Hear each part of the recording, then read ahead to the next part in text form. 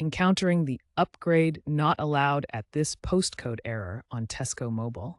This often happens because of strict address and credit verification processes designed to prevent fraud. Tesco Mobile uses your postcode to assess risk, cross-referencing it with databases like Experian. If your postcode is flagged for high fraud activity, or if your credit score is below 500, your upgrade might be blocked.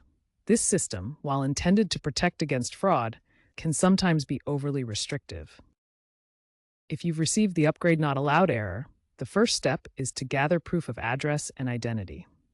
Acceptable documents typically include recent utility bills, bank statements, or your passport. Next, appeal the decision through the Tesco Mobile app or by contacting their customer service helpline.